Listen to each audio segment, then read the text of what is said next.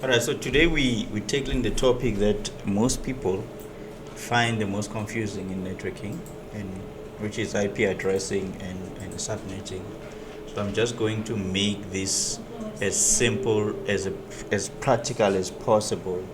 So not just memorizing formulas. Instead, we're going to design a real addressing scheme for our networking, for our Elpda Solutions 3-branch network that we are designing, and then we implement it in Packet Tracer and verify if it works. So let me start with fundamentals. Every device on your network needs an IP address, just like maybe every house in South Africa needs a street address. So they so that the SA, what you call the post office, can deliver posts to the right house. Now, think of an IP address is like your South African physical address. So the network portion is like the suburb, right? Maybe 17 Belleville, Morningside, wherever you stay, and then the host portion is your specific house number within the suburb, right? So two houses cannot have the same address, and two devices cannot have the same IP. Now, an IP version 4 address is 32-bit long, right? So it's written as four groups of numbers separated by dots. For example, we can have 192.168.10.5. So each group is called an octet because it is 8 bits. So each octet can range from 0 to 255. So the subnet mask just tells us which part of the address is the network and which part is the host. So a subnet mask, like let's take 255.255.255.0. So written in CIDR notation is going to be as /24. That means that the first 24 bits are the network, and then the last 8 bits are the host. So with the /24, how many hosts can you have? So there's 2 to the power 8 minus 2, which equals to 254. So we subtract 2 because the first address is the network address and the last address is the broadcast address. Neither can be assigned to a device. Okay, neither of them can be assigned to a device. Okay, so we're gonna master one of the most important and most misunderstood topics in all networking, which is a VLSM. That stands for variable length. Let me just open this. So it stands for variable length subnetting. I mean, I've heard people saying, well, subnetting is already confusing.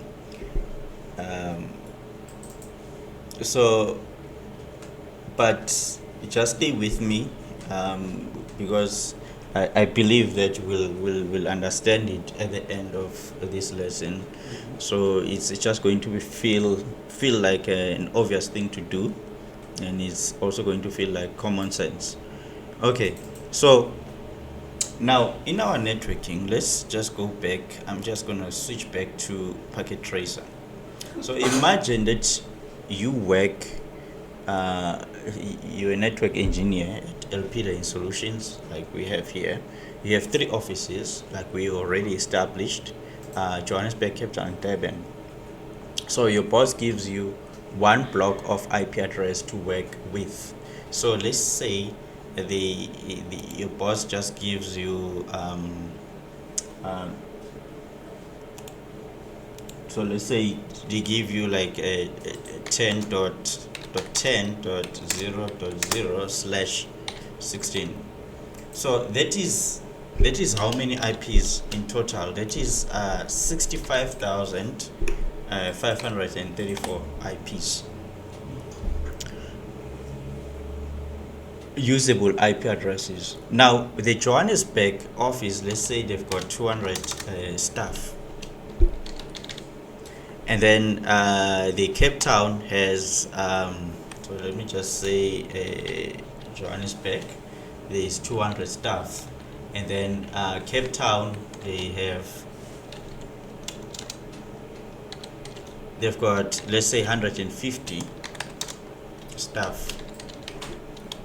And then Durban,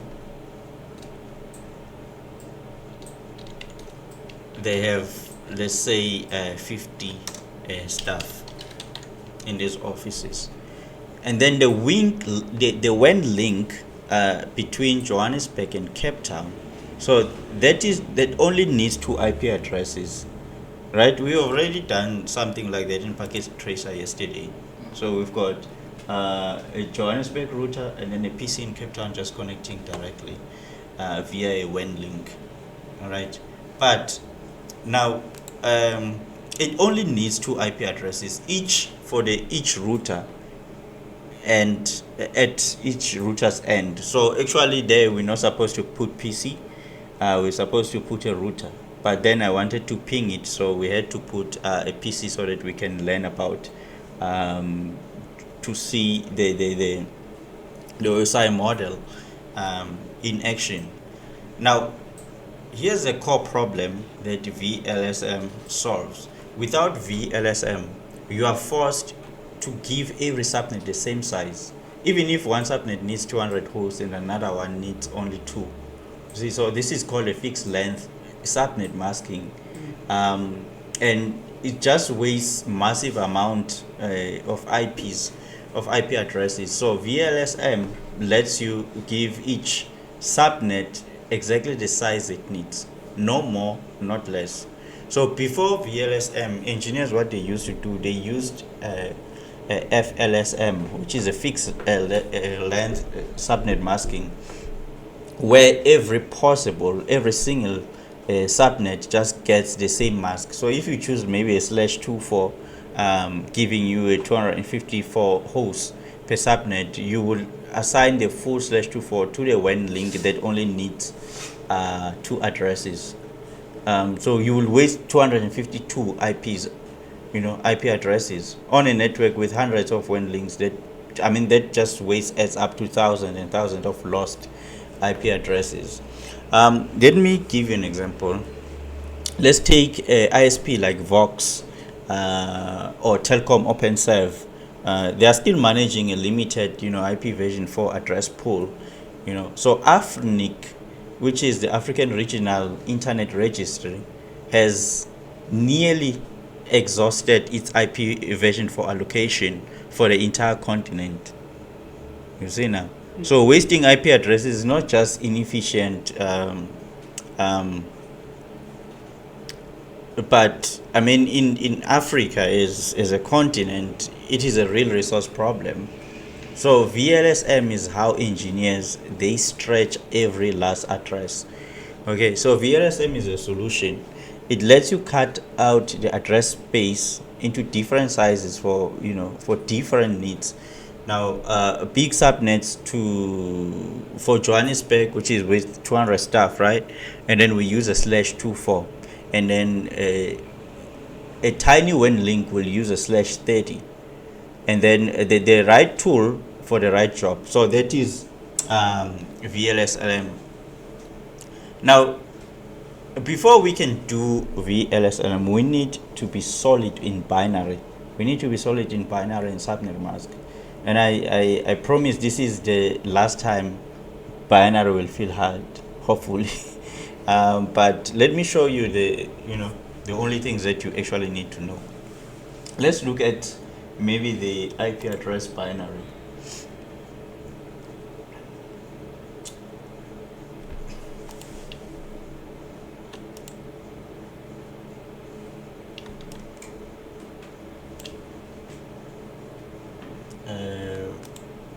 Let's look at, where's my pointer now? Let's take an IP address of 10.10.1.0. So in binary, this is gonna be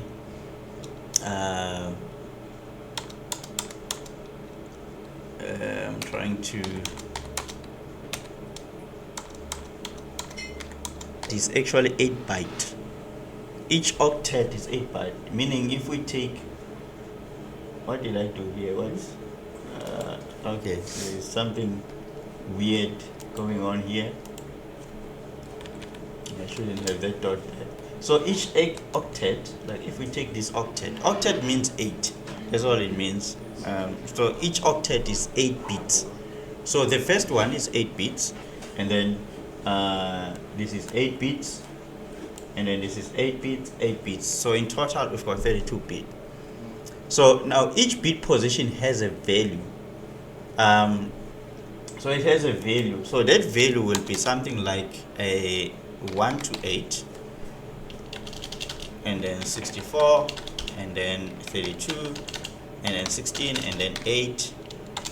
Sorry, 8, and then 4, 2, 1. All right. Now each bit position is the power of 2. All right, from right to left. So which is 1, 2, 4, 8, 16, 32, 64, and 128 if I move from right to left. And then you add up the position that have a 1. All right, you only add up a position that have a 1, and then you get a decimal number. For example, the number 10 in binary is actually this, right? The number 10 is in binary is this. So that is 8 plus 2, which is equals 10. So that is 8 plus 2, that is actually equals 10. Okay, so now the subnet mask is also 32 bit, but here's a rule. A subnet mask is always a run of consecutives ones followed by the consecutives zeros. All right, so never mix. So the ones tells you this is the network portions, and then the 0 tells you this is the host portion. All right, I'm just gonna, let's look at this table here. Hopefully I can be able to paste it, because now I'm running out of space. Let's just paste it here. Okay, so it doesn't want to paste as a table. Let me do a screenshot.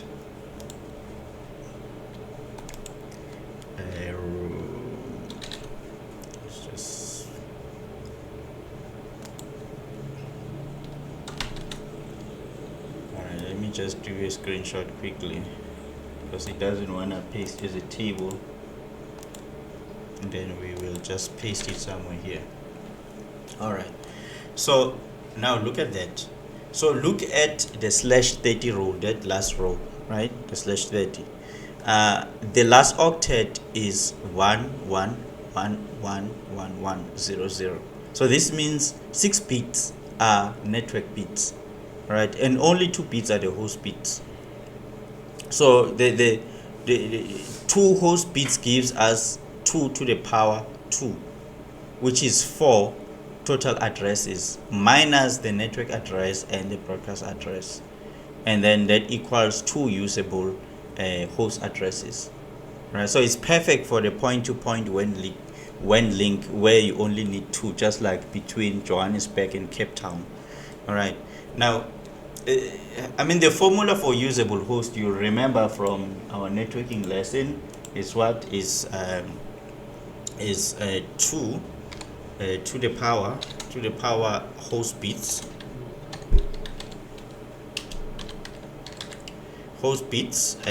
minus 2. All right, so for a /30, which is that last row, for a /30 network, that will be, let's do this. So for a /30, that will be the host bits is 32 minus 30, which is equals to 2. Okay, which is equals to 2. So that means that 2 to the power 2 minus 2 is 2 to the power 2 is 4, minus 2 is 4, right? is actually minus 2 is 2. So because 2 to the power 2 is 4 minus 2, which is 2. If you work out following the mathematical rule, you work out something that is on the parenthesis first, meaning you will put this in the parenthesis according to mathematics, and then you work out that one first. So that will actually give us 2. Alright, so there is a cheat sheet that you can use. Maybe you can save it somewhere on your phone. I'm gonna just quickly take a screenshot, because writing these things now is just gonna take quite some time. Okay, let's just put it somewhere here. So maybe you can write it somewhere, save it on your phone or so. This is the power of 2 table. Okay, so you will use it for every subnetting question in your career. So this pattern is very simple, because every time you add one more host bits, you double the number of addresses. Every time you remove one host bits, you moving the prefix higher, you halve the number of addresses. So this doubling and having is just a heartbeat of subnetting. So now the question is, why fixed subnettings are so wasteful?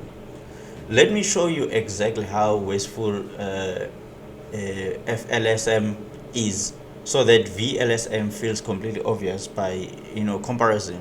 So imagine in our Elpda Solutions Network, again we start with what was our address? We wrote it somewhere here. So it's 10.0. Okay, let's just say is we start with 10. Let me just do this. I think I must just get the screenshot again, because now this doesn't allow me to actually type. Okay, so let me show you exactly why how wasteful FLSM is. So we start with 10.10.0.0/network/16. Then we decide to use FLSM and cut everything into /24 subnets, 250 hosts each. Here's what happens. So Johannesburg headquarters LAN is 200. 200. We need 200, right? 200 has 200 staff, so we need 200 IPs. So the host data provided in the /24 is 254, and then we waste how many? 54 IP addresses. And then Cape Town branch LAN is 150, so 150, and then we use a /24, we waste about 104 IPs. Durban, it uses 50, there's 50 staff, and then we waste 204 IPs. And then the WAN link from Johannesburg to Cape Town, we only need 2. But then if we are using a /24, we are wasting 252 IPs. And then from Johannesburg to Durban, the same, we need 2. So I mean, look at the last column. On the 2 WAN links alone, we have wasted 504 IPs at 504 IP addresses across all 5 subnets. So we wasted 866 addresses if you add all of them. So that is 866 IP addresses assigned to no one, doing nothing, just sitting there empty forever. Now imagine a large ISP or university with thousands of subnets, multiply that waste by thousands, and then you can see how FLSM leads to IP version 4 exhaustion. I mean, if you look at the universities like let's say Tshwane University of Technology, University of Pretoria, and UNISA, they all manage thousands of subnets across sprawling campuses. So without VSLM, their IP management would be completely unworkable. All right. So it's something that's not optional in enterprise networking. It is only a response. It's the only responsible way to actually design IP addressing. All right. Now let us do the same 5 subnet using VLSM and see how much more efficient we can be. Okay, now I'm going to give you a method, a repeatable step-by-step process for doing a VLSM every single time. So once you know the method, and then any VLSM question on the exam or in real life becomes straightforward. Step 1, you list all the subnet needed and the number of hosts that is required for each step. All right, and then step 2, you sort the list from the largest to the smallest, and then biggest subnet first. Step 3, you assign subnet from the available address space, starting with the largest, working down to the smallest. And step 4, you verify, so you check that there's no ranges that are overlapping, and then you calculate the waste saved. So let me say that again slowly, because step 2 is where most people make mistakes. You must do the largest subnet first. All right, so if you try to fit a subnet first and then you run out of room for a big one, you create gaps, and then you've got overlaps, and then your whole scheme falls apart. So you always allocate the largest subnet first, working down to the smallest. So the subnet must not overlap. Each subnet must start on boundary that is just multiple of its of block size. Now here's our requirement. Let's just put our requirement for Elpda Solutions Network. Let's just go back to that likely thing that we created before. I suppose it's somewhere here. Okay, so Johannesburg, we need 200. We need 200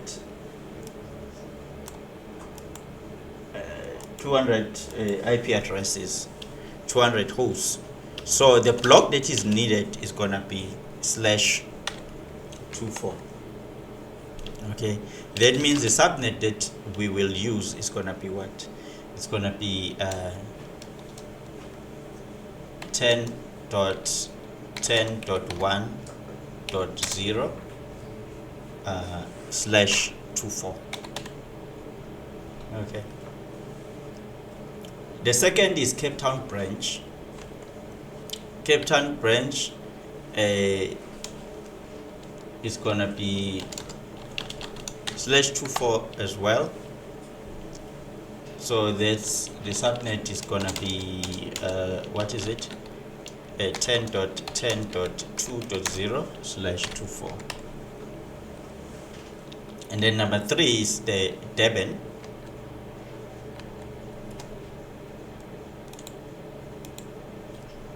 Number 3 is the Durban. We need 50 hosts. So that's only 62 needed. So it's gonna be /26. So we need like 62. So meaning it's gonna be /26. /26, or we can say /24.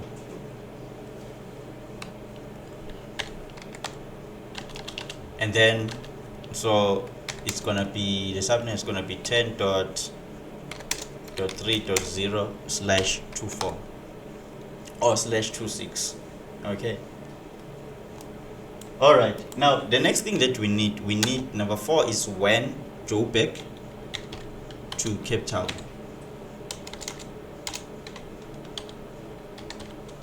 To Cape Town. So only 2 hosts. So it's only 2 hosts that we need. Alright, so that's gonna be a 2 is only needed, so it's a /30.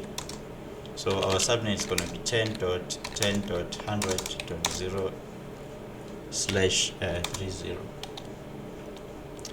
And then again, then we have Johannesburg to Durban. Again, it's 2 hosts, so it's also /30. So that gives us a 10.10.101.0/30. Now notice that for Durban 50 hosts we could use /26, which gives us 62 usable IP hosts, but in our scheme we are using a /2 for consistency across the LAN subnet. So this is a design choice. In a real enterprise you might use /26 for Durban just to save address space, and then I will show you both options as well. And then for LAN for WAN links, only 2 hosts are needed. So this is the perfect fit, or rather the perfect fit is a /30. 4 addresses in total. Network to host, broadcast, 0 waste. So we don't waste anything there. Now our parent address block is 10.10.0.0/16.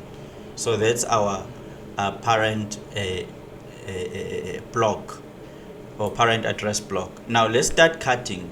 Subnet 1, which is, let's take so maybe I type somewhere here. Let's take, so we've got a parent block, which is 10.10.0.0/16, and then the subnet 1,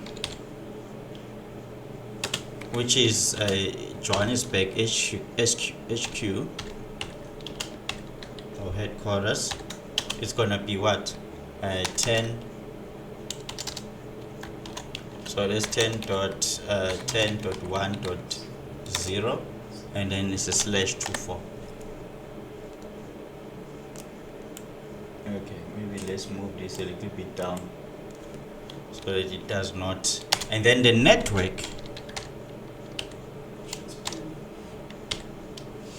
So the first usable host, first host, and what is that host? 1.1. So we use this, let me just say it's a gateway.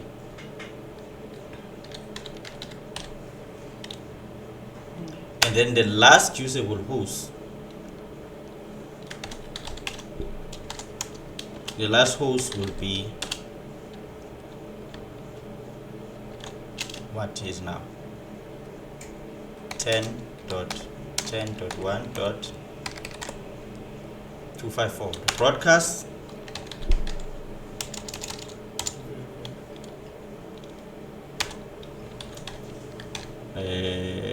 Broadcast will be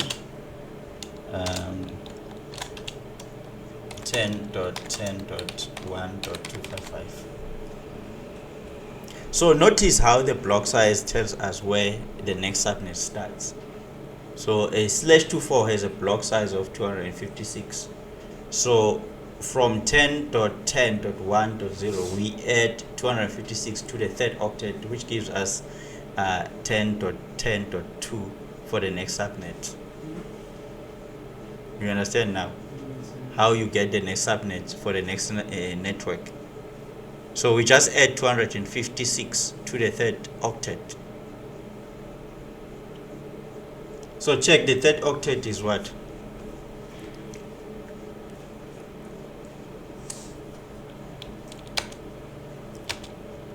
All right.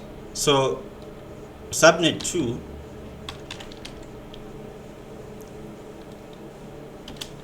which is Cape Town.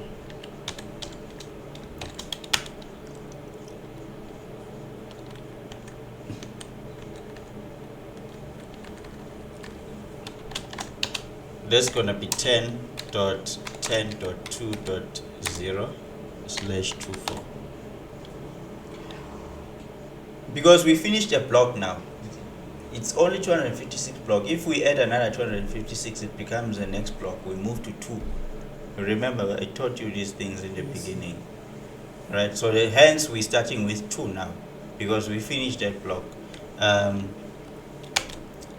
then the network, what will be the network here?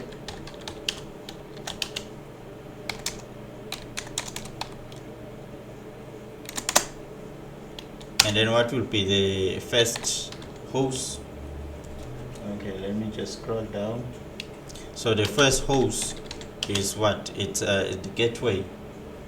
It's 10.10.2. Excuse me, .1. So that's the gateway.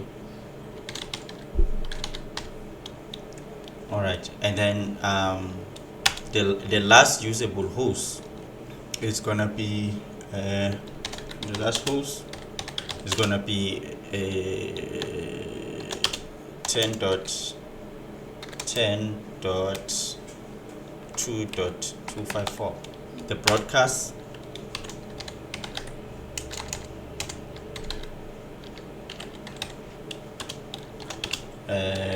is always the last one.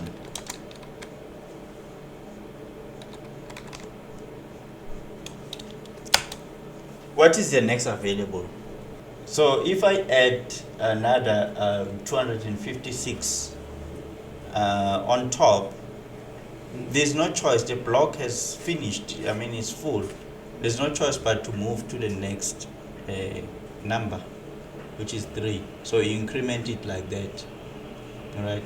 So meaning, so we could use option A. Let me just do this. I'm just gonna copy now because I don't wanna type. So for subnet 3, which is Durban, we could use option A. So we can use a /24 that matches LAN standard. Then there's a little bit of waste. So the network will start 10.10.3.0, like he said, /24. And then the usable host is gonna be 10.10.3.1 all the way through 254. And then there's 204 wasted because there's only 50 hosts in Durban. All right. So if we use option B, option B is gonna be something like this. Okay, maybe let's get the hand again so that we can scroll down. So option B, there's only 4 hosts wasted. So the subnet for option B will be 10.10.3.0/26, and then the usable host is going to be 10.10.3.1 through 10.10.3.2. So there's 62 hosts, and then there's only 12 wasted.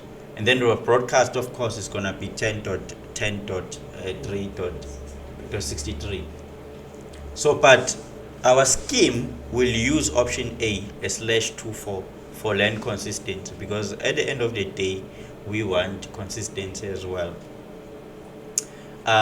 So our core scheme, we will use option A, /24, just to keep all the 3 LAN subnet consistent and easy to remember. But always know that /26 will be more efficient, IP efficient, VLSM choice for only 50 hosts.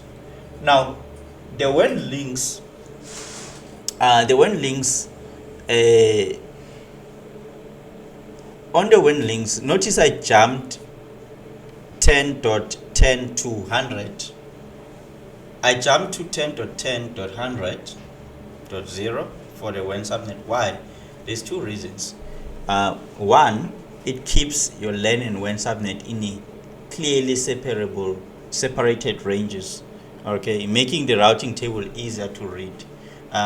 Number two, it leaves the room to add more LAN subnets in the 10.10.4, dot whatever, to 10.10 to 99. What if we open more branches? So already we have 3 branches, but then we decide, okay, let's open a branch in Eastern Cape. Let's open a branch maybe in Northwest or something like that. So it leaves enough room. So it's one of the best practices that you can do, separating LAN subnets like 10.10.1.0 to 10.10.99. something from WAN subnets. It's just a network design standard that is used in enterprises, including BCX and T-System. It just makes troubleshooting and ACL writing and route summarization far cleaner. On Subnet 4, when linked Johannesburg to Cape Town, only 2 hosts we use /30. So meaning the router for Joburg interface is going to be 10.10.100.1, and then the router Cape Town interface is going to be 10.10.1.2. Then the broadcast is 10.10.100.3. Sorry, I was saying .100.1. And then Johannesburg to Durban, then we can use 101. So let me just put it somewhere here. Let's get the hand. So for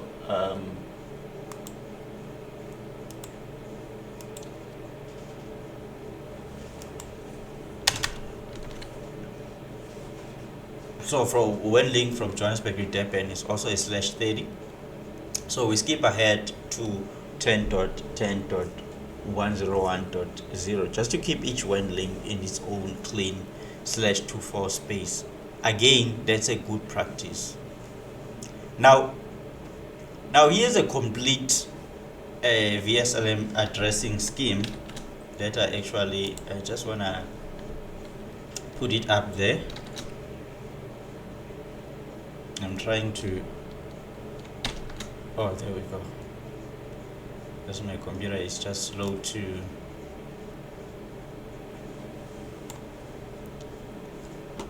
okay, so here is it here. Let's just put it somewhere here, and let's just make it bigger. All right, now on row 1, we've got Johannesburg HQ, which is with a network 10.10.1.0/24. Subnet mask is 255.255.255.0. So the /24 means 24 bits. Okay, it means 24 ones, if I may say it in a layman's terms. So those are your network portions. So the gateway is 10.10.1.1. So this is the router's gigabit Ethernet phase pointed to Johannesburg LAN. Usable host runs from .2 to 254, giving us 253 available IPs addresses for Johannesburg's staff devices. So we started at .2 because .1 is always reserved for the gateway. And then on row 2, we've got Cape Town branch, same structure, network 10.10.0.2.0/24, gateway 10.10.21.2.1. Usable range is .2 to 254. Because Cape Town's 150 staff fit comfortably within the 254 available addresses, with a room to grow. If they decide to hire more people, they can still do that. Now, row 3, Durban remote, network is 10.10.0.0/24, and then the gateway is 10.10.3.1. Same structure again, but 50 Durban staff, 254 available addresses. Yes, we have a headroom here, right? They can hire more, 100 more, or actually 50 more, uh, or even 100 more. But you know, consistent /24 LAN subnet makes routing tables and ACLs much easier to manage. And then row 4, and this is where VLSM gets beautiful. The one link between Johannesburg and Cape Town. So network is 10.10.100.0/30. Look at the mask. So the mask is 255.255.255.252. Right. So the last octet ends in a 252. So that is the 11111100 in binary. All right. So 6 network bits and 2 host bits. Now 2 host bits equals 4 total addresses, and then the network address is 10.10.100.0. Host 1 is going to be 10.10.100.1, which goes to Johannesburg router, and then host 2 is 10.10.100.2, which goes to Cape Town router, and the broadcast is 10.10.100.3. 4 addresses total. It's a perfect fit. And then row 5, it's one link again, Johannesburg to Durban, same structure, /30 structure. So there's a 10.101.0/30. So .1 on Johannesburg router serial interface, and then .2 on Durban router serial interface. 2 usable hosts, 0 waste. So this is where VLSM, doing what is designed to do. So I mean, look at this table. Each subnet is exactly the right size for its purpose. No more, not less. So this is a professional network design, and this is the level of the work that you'll be doing when you get your first networking engineering job, in South Africa. I mean, network engineers at companies like Dimension Data, Entity, BCX, Liquid Intelligent Technologies, Telkom Business Solutions are expected to produce exactly this kind of addressing scheme documentation when submitting, network design proposals to clients. So this table is done neatly, could appear in a real statement of work submitted maybe to ESCOM, to Transnet, or maybe any government department, right? I mean, we saving hundreds of addresses might not sound dramatic for 5 subnets, but scale these to Vodacom and MTN network with 10,000 subnets, and VLSM just saves millions of IP addresses. So this is why VLSM is not optional. It is only professional way to design your network. Now, there is one more critical concept that you must understand for VLSM. So the subnet boundary rule, every subnet must start on a valid boundary address. There should not be any, there shouldn't be 2 subnets that overlap. So what does it mean in practice? Like maybe a /30 subnet has a block size of 4. So a valid /30 starts addresses must be multiplied by 4. So that's 0, 4, 8, 12, 16, and so on. So you cannot start a /30 at 10.10.100.2 because 2 is not a multiple of 4. Okay. So let me show you. I'm just going to copy because of time. Let's get the end. And let's say, let me just show you quickly. I'm just going to paste this.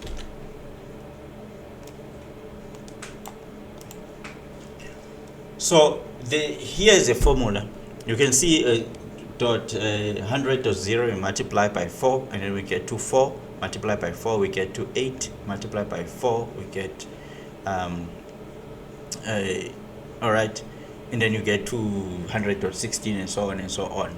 So the 100.2 is not a multiple of 4, so it's invalid. And then the 100.6 is not a multiple of 4, it's also invalid.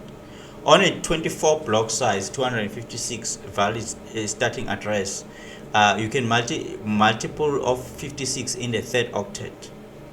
Okay, so we can say a 10.10.2.0. okay, and then on the last one, which is 10.10.1.128, 128 is not multiple of 256, so it's invalid for 2/24. So now the formula block size is simple. Block size is 256 minus the last 255 octet of the subnet mask. I mean, for a /30 network, subnet mask is 255.255.255.252. The last octet is 252. The block size is 256 minus 252, which is 4. For a /24, mask is 255.255.255.0. The last octet is 0. So the block size is 256 minus 0, which is what? 256. Let me just paste this so that you can have it quickly before we end. So you must just write it down somewhere on your notes. So here it is. Now we will know. So you will know the block size formula. All right. Now the block size tells you the increment between subnets of the same size. You know, a /27 has a block size of 32. So a /27 subnet goes 0, 32, 64, 96, 128, 160, 192, 224. And then a /30 has a block size of 4, and then it starts from 0, 4, 8, 12, and so on and so on. All right. So if maybe, let's say you write an exam, the exam question asks, is 10.1.1.6 a valid subnet address for a /30? So you check 6 is not a multiple 4, so that will be invalid.